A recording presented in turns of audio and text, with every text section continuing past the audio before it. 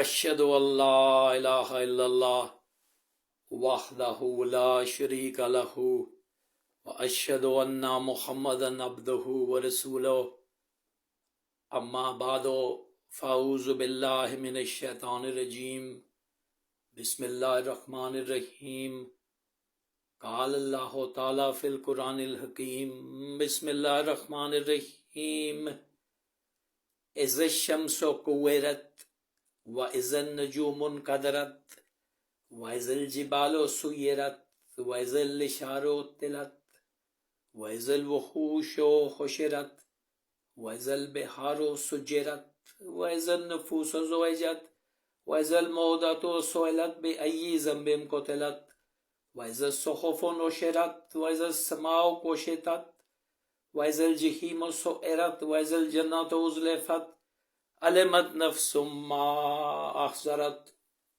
صدق الله العظيم. The topic of today's khutbah is this world, in other words, our world, as it would be in the future as portrayed in the Holy Quran.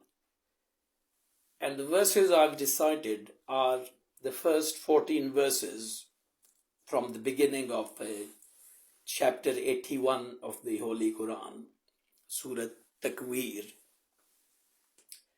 And I'll quickly run through their translation, but for the explanation, I'll only be able to cover the first 4.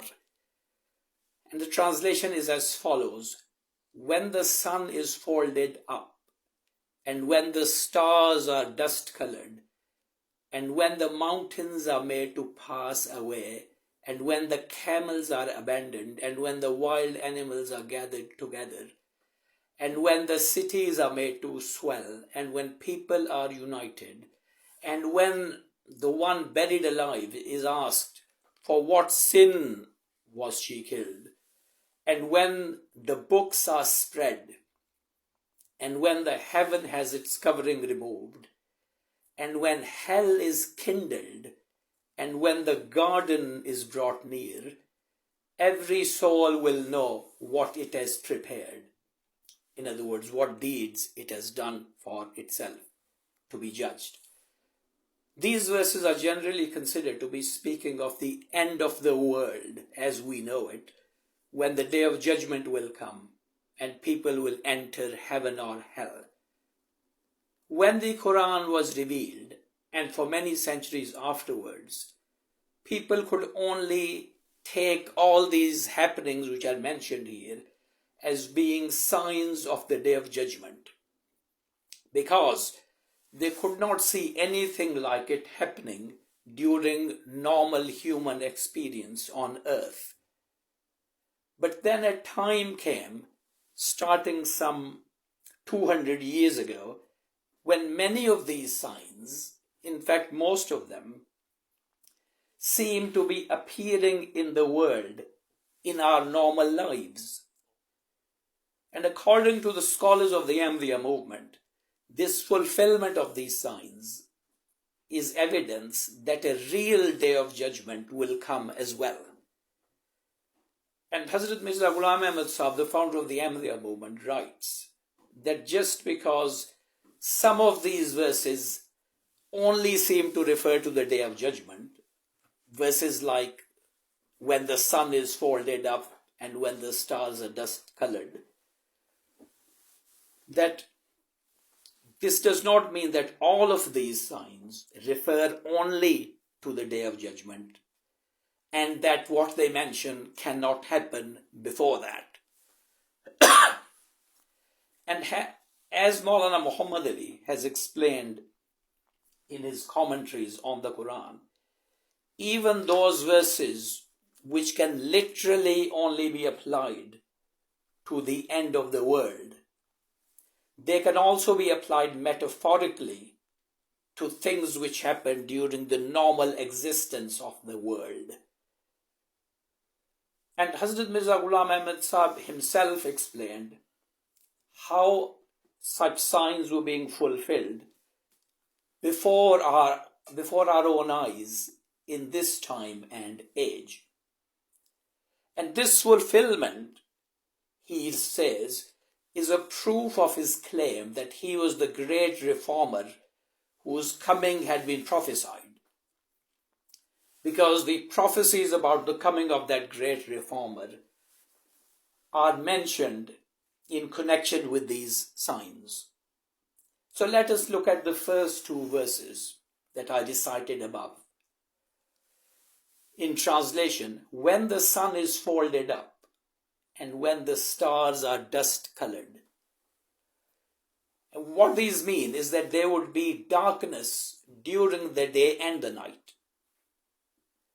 Now, during the day, human beings exert themselves in external worldly activities and are deeply involved with dealing things that are outside themselves.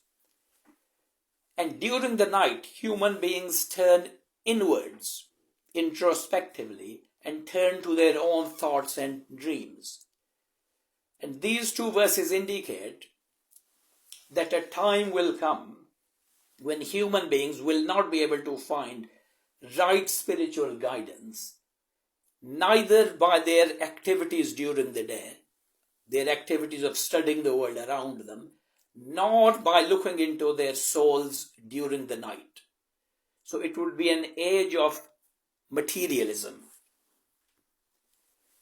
But these two verses could also have a literal fulfillment in this world. When the sun is folded up. A study in 2019 found, and I quote from it, air pollution reduces the amount of sunlight that reaches the Earth's surface by absorbing it and dispersing it across the atmosphere. So that's, you could say, the sun being folded up. And as to nighttime, it is well known that in modern times there is so much human-generated light around that it is increasingly difficult to see stars distinctly in the night sky. And I found an article on an astronomical website, and the article is entitled, it's from Canada, so the article is entitled, Canada Under the Stars, Light Pollution. And it says, light pollution when stars disappear. That is the whole title. And the article says, in astronomy, light pollution is a real and pressing problem. It diminishes the contrast between the dark sky and the celestial sources of light, in other words, stars and the moon, which makes it harder to see the stars. So these two signs could have been fulfilled in this way. And the next sign, which is mentioned in verse 3, and when the mountains are made to pass away.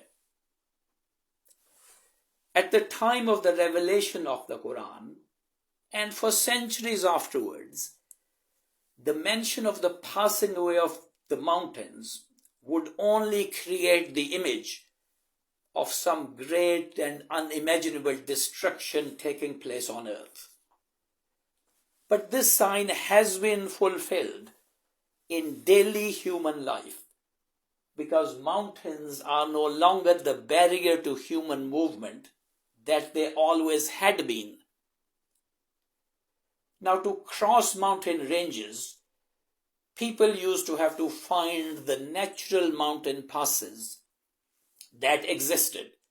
For example, the famous Khyber Pass, or as we say, Khyber Pass, which leads to the Indian subcontinent from the west. And through this pass, the armies invading India over the course of history, they came. They could only come through that pass, for example. But then a time came when tunnels could be built inside mountains so that traffic could pass through those tunnels, taking a much shorter and safer route than going around the mountains or going over the mountains. You can even see such tunnels in Mecca, because Mecca is surrounded by hills, and these tunnels through which traffic travels. They go through those hills. And as we know, people nowadays can also fly over mountains. And also interestingly, the number of people climbing the highest mountains in the world has increased vastly.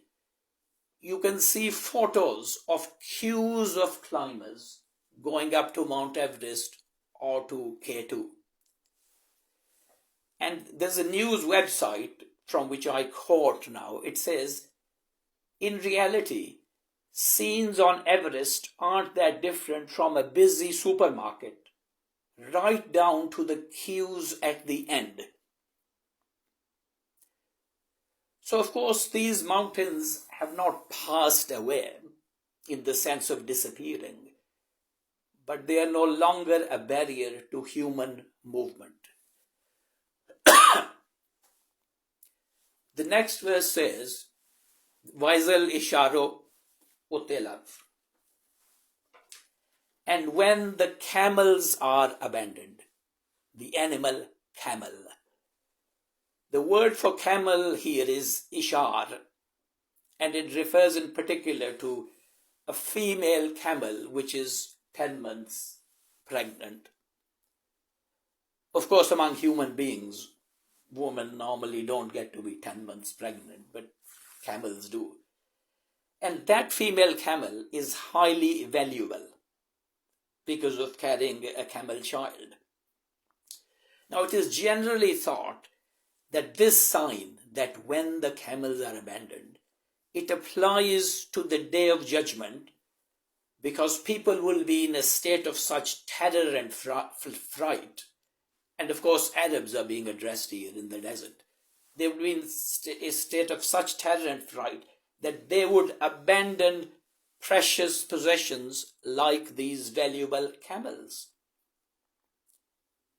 However, starting from about 150 years ago, we see this sign fulfilled with the development of motorized means of travel, such as the railway train and motor cars. Camels are no longer required in the areas of the world where they were required. They are no longer required to perform their main function of transporting people and goods. There is a hadith in Sahih Muslim that one of the signs of the coming of the Messiah in the last days, and this is what Hazrat Mirza Ghulam Ahmad claimed to be, one of the signs is that camels would be left aside and will not be used for work. And these words, which have been translated as will not be used for work, can also be translated as will not be used for travel. This is in the authentic book of Hadith Sahih Muslim.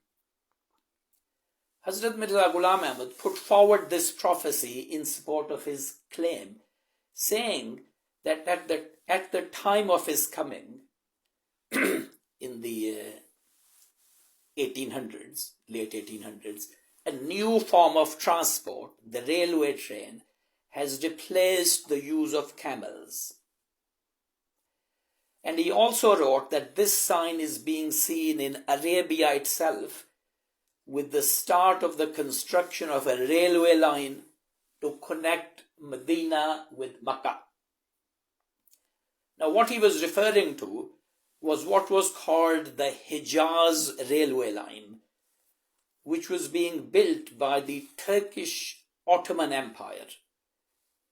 What is now called Saudi Arabia, Jordan, Israel, Syria, etc. These are all parts of the Ottoman Empire till 1918. So this railway line was being built starting in Damascus, and it was to run to Medina, running southwards from Damascus, and from there it was to run further on to Makkah, further south from Medina to Makkah, for the convenience of pilgrims. Now, it is stated in a book about this railway line that as regards pilgrims who used to use the traditional means of travel previously on the ground, namely camels, it says, unable to contend with the tough mountainous conditions, up to 20% of pilgrims died on the way. So this section of the railway from Damascus to Medina, it was constructed between 1900 and 1908, reaching Medina on the 1st of September 1908. In other words, a few months after the death of Hazrat Mirza Ghulam Ahmad Sahib. It reduced the journey time from Damascus to Medina from 45 days in which you were facing perils, to only 5 days. And the funding for this project came not only from the Turkish government, but also from Muslims around the world, following appeals made by the Turkish government. And a wealthy newspaper editor and teacher from Punjab in India, whose name was Muhammad Inshallah, he was a big donor to this project, and in fact he campaigned for it in the Punjab in India. Now the construction of this line faced opposition from the Arabs of that area, and they tried to obstruct its building because they were opposed to any strengthening of Turkish rule, which they believed would be helped by them having this railway line. Now, another objection which was raised in particular to extending the line from Medina to Mecca was raised by the local people who provided transport by camels for pilgrims. And they feared losing their livelihood if camel transport became obsolete. That's what they said. Camel transport will become obsolete. We will lose our livelihoods. And I don't think they were referring to this prophecy at all. They didn't have it in mind. But what they said reminds us of the words of the verse which we've been discussing, and when the camels are abandoned. Now, as a result of this opposition, the Sultan of the Ottoman Empire decided to terminate that railway line at Medina and not take it down from Medina to Mecca. And then 6 years later, in 1914, the First World War broke out. The railway line between Damascus and Medina came under severe attack at various places from local anti-Ottoman Arabs. And you can see this in the film Lawrence of Arabia, made in the 1960s. And after the First World War, the Ottoman Empire collapsed altogether, and the Arab areas that it ruled, Syria, Jordan, Saudi Arabia, they became separate independent countries. So, the extension from Medina to Mecca was never built at all. And in fact, the whole line from Damascus to Medina, which was in service, it fell into disuse and disrepair just after the First World War in 1920. And there is now in Medina, recently opened in 2006, a Hijaz Railway Museum. It is located in the grounds of the old Ottoman station, and it is near the Prophet's Mosque, Masjid-e-Nabawi. Now you might think this has nothing to do with religion or Islam or my khutbah, but it has. When the extension to Mecca was cancelled in 1908, this gave an opportunity to the opponents of Hazrat Mirza Ghulam Ahmad to allege that the prophecy of camels being abandoned had not been fulfilled during his time. And there was a well-known opponent of Hazrat Mirza Ghulam Ahmad Sahib, who during his lifetime was a young man. He died in 1949. His name was Maulana Sanaullah of Amritsar. And he wrote an Urdu commentary of the Quran entitled Tafsir-e-Sanai. And in Tafsir-e-Sanai, he writes that, and I'll have to put it in his words, he's an opponent. He writes that Mirza thought that because the Sultan of the Ottoman Empire had planned to build a railway line in the Hijaz, in other words, reaching Mecca, Mirza thought it would come true. But Mirza forgot. Mirza forgot that there was a greater Sultan than the Sultan of the Turkish Empire, that is to say Allah, who would bring this Sultan's plan to failure. And then Maulana Sanaullah Sahib goes on to write that although the railway line from Medina to Makkah would have been beneficial and useful for Muslims, yet Allah stopped its construction in order to save Muslims from the error of believing that Mirza was right. So Allah, according to Maulana Sanaullah, stopped that construction which would have benefited Muslims just to prove Mirza Sahib to be wrong.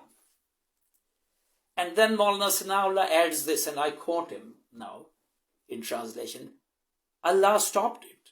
So much so that visitors to the Hijaz can see every year that from Medina to Makkah there is not even 1 foot of a railway line. Now, regarding this statement of Maulana Sanaullah, I will make 4 points. Firstly, this project was supported enthusiastically by Muslims in Punjab to build a railway line not only from Damascus to Medina but extended to Makkah. But they were not worried or deterred by the fact that Hazrat Mirza Ghulam Ahmad, also living in Punjab, was writing that this Hijaz railway and its extension from Medina to Makkah was a prophetic sign in favor of his claim. They weren't bothered. Secondly, it was not only the construction of the section from Medina to Makkah which was going to prove that the prophecy of the camels being abandoned had been fulfilled. It was not only that particular line. The line which was built between 1900 and 1908 from Damascus to Medina, that proved that as well. Thirdly, even without a railway link between Makkah and Medina, which is only something recent, even without a railway link between these two holy cities, buses and cars began to run between them ever since buses and cars appeared on the scene in the world. So that also made camels to be abandoned and redundant.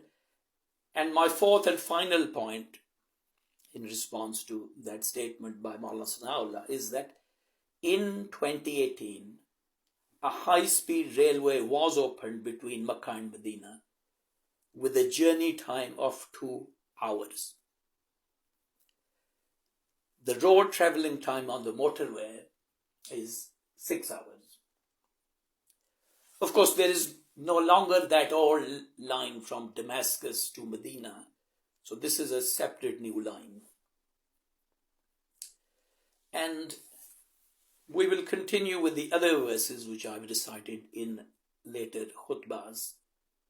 But I just wanted to point out what a mean-minded thing for this opponent of Hazrat Mirza Ghulam Ahmad and one of the leading ulama to say that Muslims would have benefited if that original train line had been extended from Medina to Makkah, but Allah stepped in to stop it just to belie Mirza Sahib. So I believe that is a petty and mean-minded thing to say. And certainly Muslims generally in the Punjab supported the building of that line while knowing that if it did get constructed, as Mirza Sahib has said, this proves the truth of my claim. Barakallahu lana wa lakum fil Quran al-Azim wa nafa'na wa iyyakum bil ayati wa zikril hakim innahu ta'ala jawadun karimun malikum barurur rahim.